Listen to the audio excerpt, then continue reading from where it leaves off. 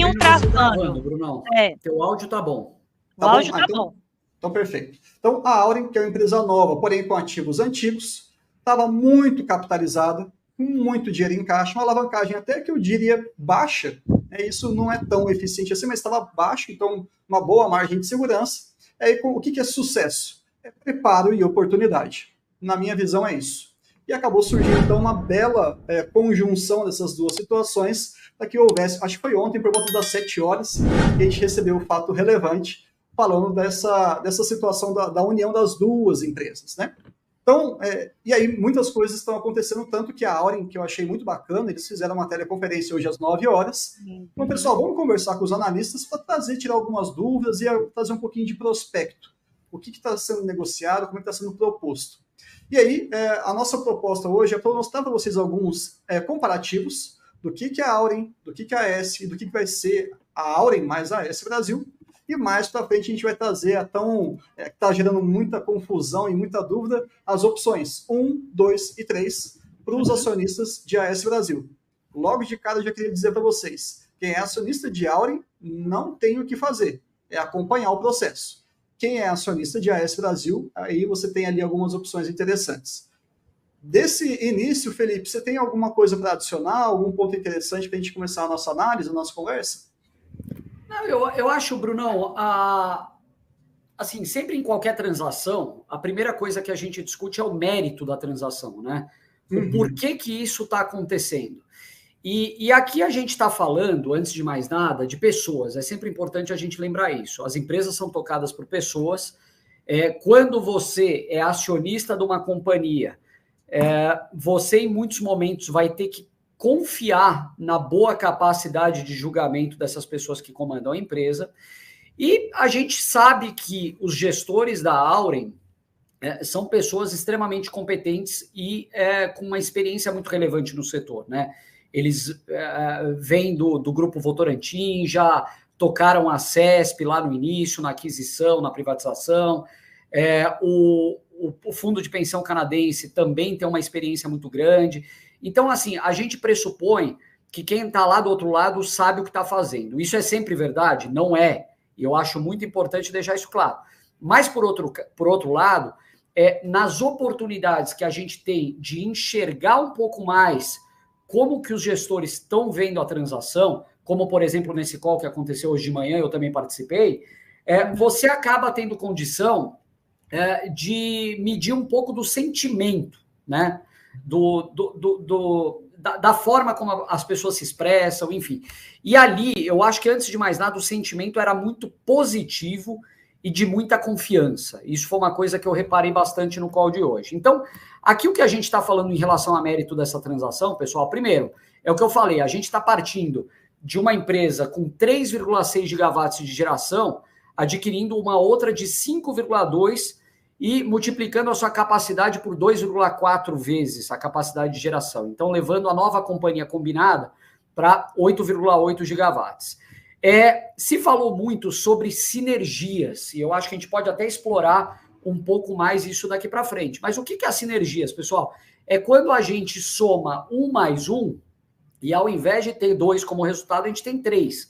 Então, a gente consegue enxergar uma companhia combinada eliminando algumas coisas que, por exemplo, são redundâncias, que acabam... Você tem, por exemplo, uma estrutura corporativa na AES, uma estrutura corporativa na Auren.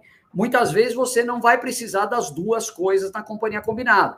Você elimina uma, ganha eficiência. Outra coisa, você tem ganhos de escala. E uma coisa que eu gravei no call de hoje, você deve se lembrar, Brunão, foi o Fábio, CEO da Auren, falando que tamanho importa e muito numa indústria de capital intensivo, que é o caso aqui. Então, você consegue ganhos de escala significativos em pessoas, em materiais, em serviços, negociações com fornecedores, etc, etc. Se falou muito também de ganhos operacionais, que é você conseguir operar melhor ativos da empresa que está vindo. Então, a Auren tem um nível ali de operação que pode agregar conhecimento e eficiência para esses ativos da AES na empresa combinada. Se falou muito também de sinergias ou ganhos financeiros, muito com a questão da gestão de dívida. Então, por exemplo, você pode transformar uma dívida cara em uma dívida mais barata, você pode otimizar o prazo de pagamento da dívida, alongando. Então, existem muitas coisas que podem ser feitas, e voltando àquele ponto inicial que eu disse, eu acredito que os gestores estão bastante confiantes na transação, e existem coisas que, nesse primeiro momento, a gente não consegue enxergar a fundo, mas que, à medida que a transação se desenrole, né, e a empresa combinada passe a operar junto, a gente consegue ver isso na prática. Então, eu acho que, assim, como pano de fundo, eu diria que eu fiquei bastante animado com a operação. É um cenário de preços baixos de energia que a gente está vivendo no Brasil, e eu acho que isso, como todo momento assim de crise, eu não chamaria nem de crise, mas acaba gerando oportunidades, né? Então, foi algo que caiu no colo da Auren, e eu acho que como bons gestores estratégicos ali que eles são, eles não poderiam deixar essa oportunidade passar. Mas, enfim, eu acho que é mais ou menos isso. Van, qual foi teu comentário? Assim, o que você enxergou em relação a isso aqui? Eu acompanhei também um pouco, estou olhando até o comunicado que também eles colocaram a apresentação, mas de modo geral falando, eu vi que muita gente ficou, digamos, ansiosa, né? Eu vou vender a AS Brasil, eu vou comprar a Auren, porque hoje o pessoal sempre tenta adivinhar, Felipe, a cotação da bolsa. Então, ontem, quando saiu a notícia, o pessoal disse, putz, com certeza a Auren Energia vai bater 10% e a AS Brasil vai cair. O que aconteceu hoje? Né? Um pouco do contrário. Então, toda vez que a gente tenta adivinhar um pouco de cotação da bolsa, acaba se equivocando. O segundo ponto é que eles definiram lá, eu acredito que o Bruno também vai mostrar, um cronograma, tá, pessoal? Então, quando tem esse tipo aí também de aquisição que a Auren fez, não é do dia para a noite, tem a questão do prêmio, tem a questão dos valores, tem as opções que colocou lá, que o Bruno depois aí vai falar.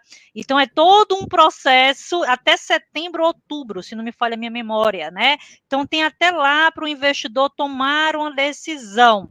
Então, cuidado com a ansiedade para você acabar não tomando ali uma decisão de comprar ou vender uma ação de maneira mais impulsiva, tá? Às vezes, não fazer nada é também uma decisão estratégica, acompanhar com mais cautela, né, Bruno? Sem dúvida, sem dúvida. E é interessante, né, juntando o que você falou e o que o Felipe falou também, pessoal, tem muita informação que a gente tem acesso, tem muita informação que a gente não vai ter acesso, e tem muito do sentimento das pessoas no mercado. Lembrando que ele não é 100% eficiente. Então, quem acompanhou hoje, por exemplo, ao longo do pregão, né, a Auren foi macetada. Caiu, que foi uma coisa assim, bonita. Acho que pegou mais de 5%. E ao longo do dia foi ali ficando um pouquinho mais calmo e tal, foi recuperando o valor e por aí vai. Já a AS Brasil, o pessoal já está, obviamente, jogando no preço que foi estipulado lá. Então, exatamente o que a Van falou, assim, calma e elegância. Estuda um pouquinho mais, ouve o que a gente está falando aqui, dá uma lida nos documentos, principalmente o nosso relatório, a gente vai soltar para vocês. E lembrando, na GF não tem recomendação, faz isso ou faz aquilo. A gente vai tentar mostrar para vocês os prós e os contras, e aí, dependendo do seu perfil, do que você quer, para onde que você vai colocar o seu dinheiro, você vai encontrar um caminho mais interessante. Lembrando que não tem, né, receita de bolo aqui. Então, para a gente trazer compilado aqui de informações que a gente está terminando o nosso relatório, Paulinho, por favor, coloca ali o nosso documento. Então, todo mundo que do AGF+, que obviamente tem acesso a todo o conteúdo do AGF Análise, vai ter acesso a esse relatório hoje, até o finalzinho do dia. E antes de até falar aqui, Paulinho, eu queria agradecer a todos os moderadores que foram lá na sede da AGF essa semana, conheceram o pessoal, a gente conversou, trocou ideia, encontramos até uma ex-aluna nossa, a Veronique, que é sempre legal esse engajamento com todo mundo. Mas vamos lá, vamos passar aqui, pode descer um pouquinho. Perfeito. Então, amplia um pouquinho mais para ficar pequenininho para você, agora está melhor. Pronto. Perfeito. Então, olha só, a gente vai passar bem rapidamente aqui para você entender o que é a Auren, o que é a AS Brasil e o que potencialmente vai ser essa junção dessas duas. Alguns dados ali são projeções, que a gente está usando, por exemplo, fechamento de 2023. Outros, realmente, eles ficam em aberto, porque tem algumas questões, como o Felipe disse, sinergias operacionais, que a gente consegue medir até certo ponto, e também uma sinergia ali financeira, pô, tem uma dívida muito grande de um lado, às vezes é interessante carregar se a gente conseguir deixar ela barata. Tem redução fiscal aí no meio. Não adianta pagar tudo à vista e por aí vai. Mas vamos lá. Capacidade instalada. Olha aqui, a Auren hoje está com 3,6. Paulinho, se você está com o mouse aí. Paulinho. Não aparece? Não tem problema. Então, a Auren está com 3,6 e a AES Brasil com 5,2. Geralmente, pessoal, é uma maior que acaba englobando uma menor. Mas nesse caso, a gente está vendo, pelo menos em capacidade instalada, o contrário acontecendo, chegando ali a 8,8, quase 9 gigawatts. Ela vai se tornar, se não me engano, a terceira maior do país, o que é muito relevante. E, Bruno, deixa eu só fazer um comentário em relação a isso, que você vê que interessante, né? O valor de mercado da Auren é 12 bi atualmente, e ela tem essa capacidade de geração, 3,6. A AES, por sua vez, apesar dela ter muito mais em capacidade instalada, 5,2 gigawatts, ela tem um valor de mercado de mais ou menos 5,9, 6 bi. É curioso, né? Assim, não é uma relação direta, não é isso? Exato, enfim. Ali, ativos geradores, a gente estava construindo, mas eu vou colocar para vocês cada um separados e depois o combinado, que é bem interessante também. E é legal a gente perceber também a questão do portfólio, tá, pessoal? A Auren, ela tem um projeto de fazer uma diversificação em porcentagem mesmo, uma grande parte em hidrelétrica, uma parte considerável em eólica e uma pequenininha em solar. E com essa situação toda se consolidando, como a Van disse, lá para outubro vai ser finalizado todo esse processo, esperamos pelo menos, ela vai estar muito mais próxima daquele portfólio que ela entende como ideal. Então está acelerando até no seu planejamento estratégico antes mesmo de pensar numa AES Brasil da vida. Isso é bacana, você junta vários objetivos com um movimento só. E aqui tem uma parte curiosa, energia comercializada. Para quem tem acompanhado os nossos vídeos, a gente falou bastante sobre o resultado das eólicas, tanto na AES Brasil quanto na Auren, que foi penalizado muito pelo recurso eólico, né, o famoso vento. Ele veio numa velocidade menor e por um tempo menor também. Só que a Auren sofreu menos. Por que pode explicar isso? Um dos vários motivos é essa diversificação de receita. Por ser a maior comercializadora, no final do dia, quando terminou o primeiro trimestre de 24, ela teve uma redução, um impacto muito menor em relação a essa questão climática que não tem como controlar. Mostrando mais uma vez que esse portfólio robusto e diversificado tende a mostrar excelentes resultados para frente. A parte de receita ali é mais pontual, para a gente ter uma dimensão. O EBITDA, né, é bem parecido das duas, então praticamente a gente vai dobrar no final das contas. E aqui um ponto interessante, que muita gente mesmo, está perguntando lá no Instagram do AGF, quem não acompanha, @açõesgarantem, deixa sua pergunta, tem material lá. Qual que é a dívida hoje da Auren? 1,8. Como a gente falou, baixinha. Do setor está muito baixa. Agora, olha a dívida da AES Brasil, 5,3. Poxa, tá complicado e está até minguando o dividendo. E aparentemente, depois que a gente fizer uma junção das duas, vai ficar em 4,9. Felipe, você acha que essa alavancagem ela é elevada? É tolerável? Como é que você enxerga daqui para frente em relação a essa nova empresa que está sendo constituída? Ô Bruno, quando a gente fala de alavancagem, a gente nunca pode olhar o indicador isolado. Sim. Então, aqui a gente está falando de uma alavancagem alta, mas num setor que tem uma geração de caixa relativamente previsível, e muito dessa previsibilidade vem da energia contratada que você tem nessas empresas já. Então, apesar de ser uma alavancagem que, olhando assim, à primeira vista, ela dá uma assustada, quase 5 vezes EBITDA, esse perfil de geração de caixa das duas empresas combinada, ela tem a capacidade de fazer essa dívida reduzir numa velocidade um pouco mais rápido do que seria, por exemplo, numa empresa cíclica. Você pega uma siderúrgica a 5 vezes EBITDA, pode significar a morte da empresa.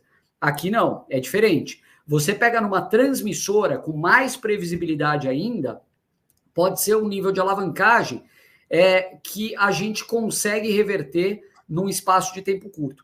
E eu diria mais, apesar de ser uma alavancagem alta, mas por outro lado você ter esse perfil de geração de caixa robusto, isso significa que talvez a empresa continue pagando um dividendo de uma forma regular, mesmo nesse período de desalavancagem, porque o que ela poderia fazer é algo muito parecido com o que a AES vem fazendo hoje, né?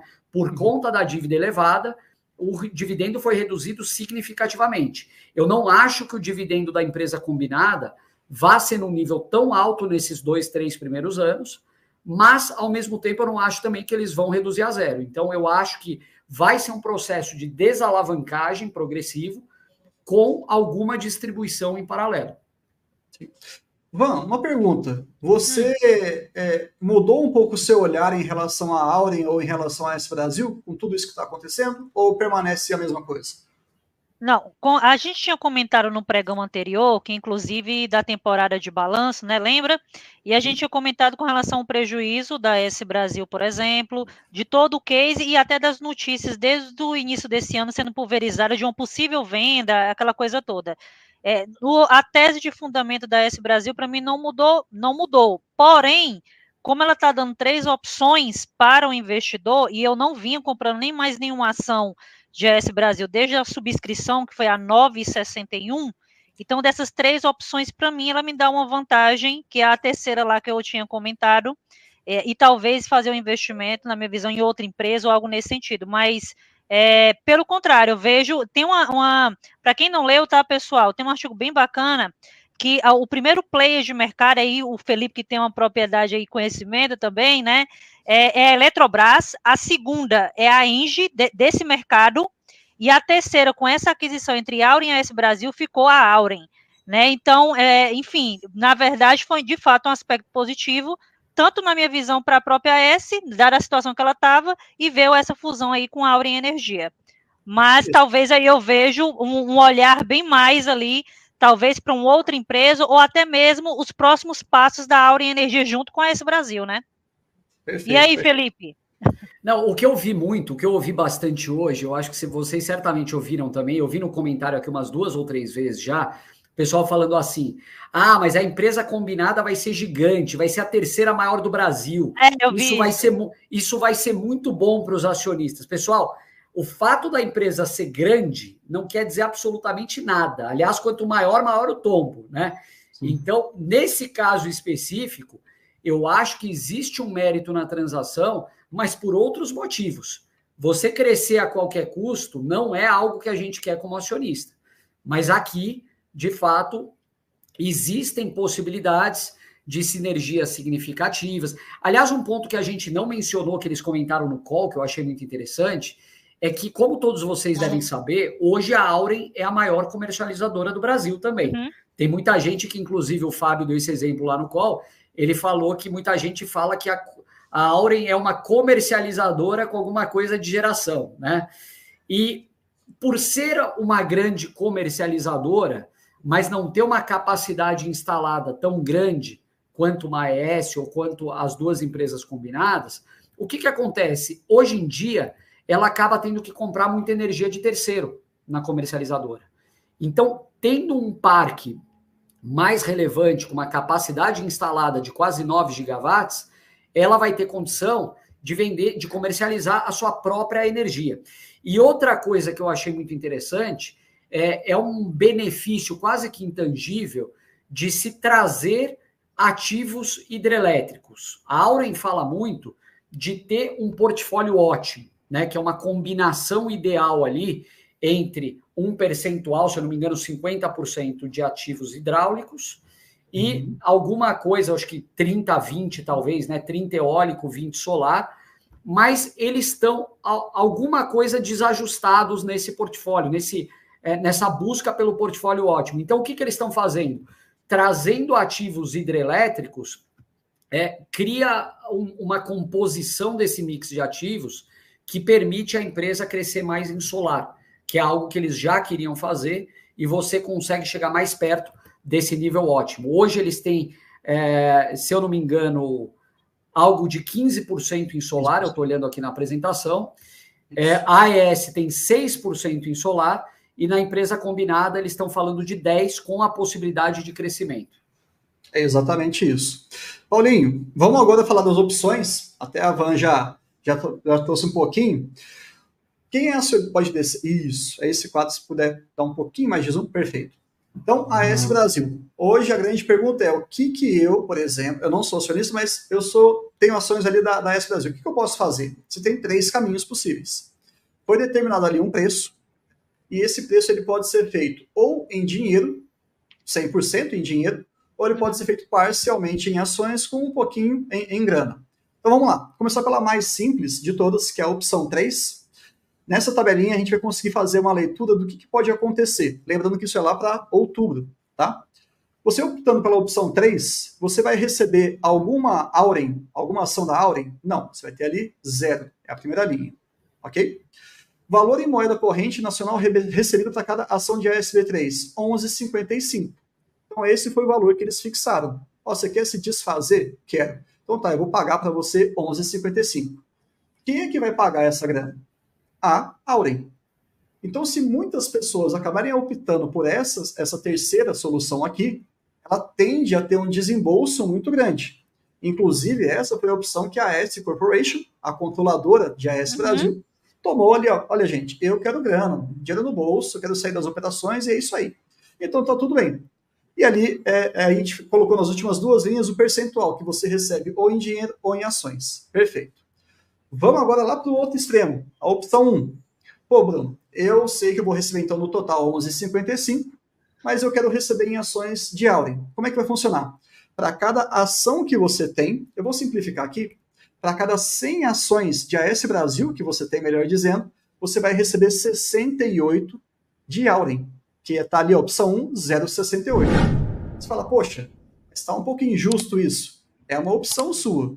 Mas além dessa decisão, você ainda vai receber 1,15 por ação. Ok? Então, essa é a proporção 90-10%. E tem a segunda opção, que é aquela mais ou menos no meio do caminho, digamos assim, em que você recebe a cada 100 ações de AS Brasil, você recebe 38 ações de Auren. Porém, vai receber 5,77. Olha que curioso. A AS Corporation, ela quer efetivamente dinheiro no bolso e quer sair do Brasil, conseguiu a decisão dela com a opção 3. Só que a Votorantim, para quem não sabe, ela também tem uma participação em AS Brasil, assim como ela tem na Auren. E o que ela fez? Aí, tem várias interpretações possíveis, vamos deixar isso de lado, mas ela optou pela opção 1. Então ela vai receber ali boa parte em ações de Auren, mesmo com essa pequena desvantagem, entre aspas, e vai receber 10% em grana. Muita gente eu vi aqui perguntando no chat, assim, pô, Bruno, o que eu faço? Qual que é melhor? E tudo mais. E eu acho que aqui a gente tem um pequeno espaço para uma breve discussão, para depois a gente finalizar lá no nosso pregão fechado. Mas, a princípio, pessoal, coloque uma coisa na cabeça. Para cada investidor vai ter uma resposta. Não tem como a gente falar assim, ó, a opção 3 é a melhor, ou a opção 1 é a melhor, ou até a 2 é a melhor. Não tem jeito. Qual que é o seu objetivo? Você quer ficar no setor de geração? Você conhece Auren? Se você não conhece Auren e vai ser convertido para Auren, você tem que ter um mínimo de conhecimento. Talvez não seja interessante. Então, cada caso é um caso. E aí eu queria fechar essa live ouvindo um pouquinho a opinião, tanto do Felipe quanto da Vanessa, sobre esses contextos aqui. O que vocês enxergam? Algum adicional? Eu vou pedir só para o Paulinho tirar da tela, que eu acho que fica mais fácil. Beleza. Pode começar, Van, vai lá. Bom, eu não vou ficar em cima do muro, né? Que eu sou uma pessoa de botar opinião. Eu tô mais tendenciosa à opção 3 de receber 100%, pelo menos para mim, o dinheiro e o fruto daquele dinheiro, até agora, tá? Não sei se daqui para setembro pode mudar alguma coisa. Mas receber o dinheiro e talvez alocar esse dinheiro ou em alguma outra empresa ou algo nesse sentido. Por que eu estou construindo esse racional? A AS Brasil já faz um tempo que não vinha pagando dividendos. Eu comentei que a última entrada foi na subscrição a 9,61, e pelo menos para mim, no momento ali, continuar talvez com alguma outra ação da empresa, nas outras opções e etc., ou converter totalmente na Auren, eu não tenho ali o foco, pelo menos eu, na Auren Energia neste momento. Pode ser que esteja numa estratégia de um outro investidor, tá? Então, talvez eu tenha o dinheiro ali para me alocar e aumentar a minha quantidade de ações nas empresas que já está na minha carteira, pode ser algo interessante, entendeu? Então, eu estou olhando esse cenário nesse aspecto. E você, Felipe? Eu gostei do comentário aqui do Dunk, não sei. Eu fui na opção 4, vendi tudo ao preço de 11,16 e vou alocar em outra empresa. É isso aí, tá certo. E outra, né? Eu tô vendo uma galera comprando a AES para ganhar esse spreadzinho, como se fosse uma renda fixa. Pessoal, cuidado, porque eu já vi esse filme antes e, assim, existem muitas coisas que podem acontecer, como o Barsi gosta de falar, até outubro o cavalo fala, né? Tudo bem que você vai ter a decisão antes, né? Deixa eu até ver aqui. A aprovação da Assembleia vai ser em agosto. Em agosto. Mas, assim, eu já vi muita coisa acontecer, até bater na madeira, mas muita gente dava como líquido e certo, por exemplo, a aquisição da Boeing na Embraer. Vocês se lembram disso? O que aconteceu no meio do caminho? Covid. Bom, não preciso nem falar o que aconteceu com a transação. Então, achar que isso daqui é certeza de ganho, não é. Então, eu acho que a opção de comprar para ganhar esse spread, você está abandonando a sua postura de investidor e está colocando o uniforme do especulador e indo e mergulhando de cabeça. Eu acho que não vale a pena. As opções aqui apresentadas, eu acho que ela atende interesses específicos, né? Então, eu acredito que a Votorantim, optando pela opção 1, ela está muito dando o exemplo do que ela gostaria que acionistas seguissem. Ela é acionista hoje relevante da AES. A opção 3, ela acaba satisfazendo muita gente, principalmente a própria AES, que já declarou que quer sair do Brasil. Então, eles não querem ser acionistas dessa nova empresa.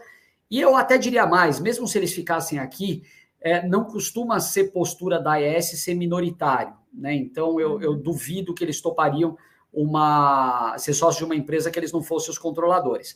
Agora, assim, quando a gente olha a relação de mercado, e hoje, só para eu ver aqui, quanto que fechou? A AES fechou a R$ 11,13, uma alta de 13,80%, 13,80%, e a Auren fechou a 11,83% com uma queda de 1,66%.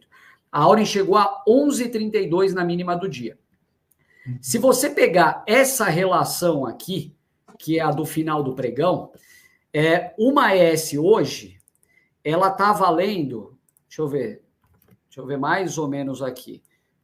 Para cada 0,94 Auren, você tem uma AES.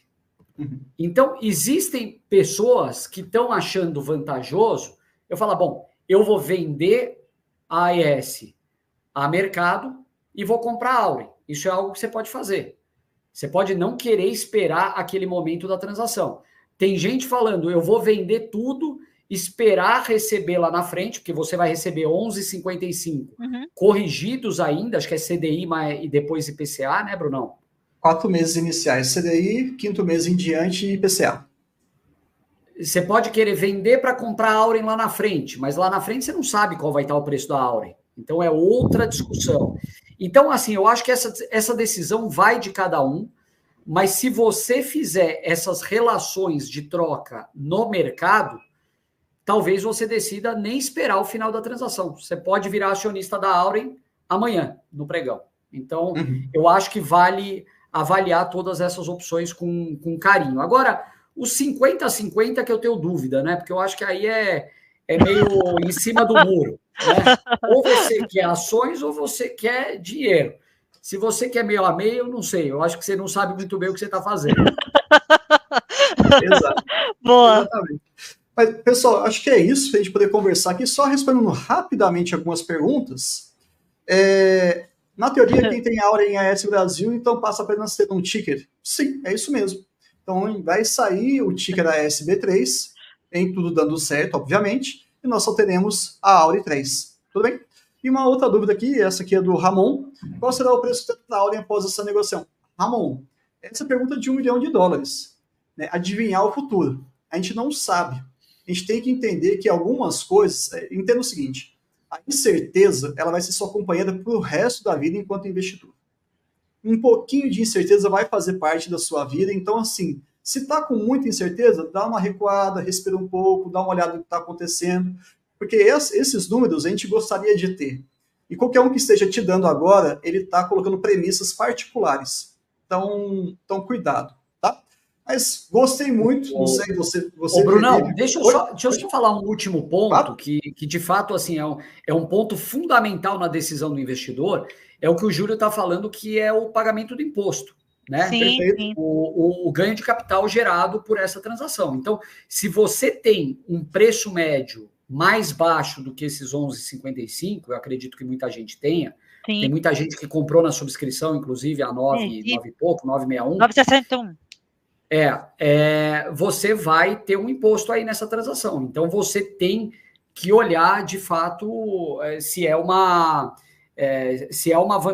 opção vantajosa, olhando no net, olhando o líquido. Mas, sem dúvida, é um ponto de decisão fundamental. É isso mesmo. Então tá bom, pessoal. Vamos agora, né, lá para o nosso pregão fechado, falar um pouquinho mais, alguns outros detalhes e responder mais algumas perguntas. Enquanto vocês daqui a pouco, e para todo mundo que acompanhou a gente, nosso muito obrigado. E não esquece de deixar o like, viu? Faz falta aqui para a gente e é importante. Até mais!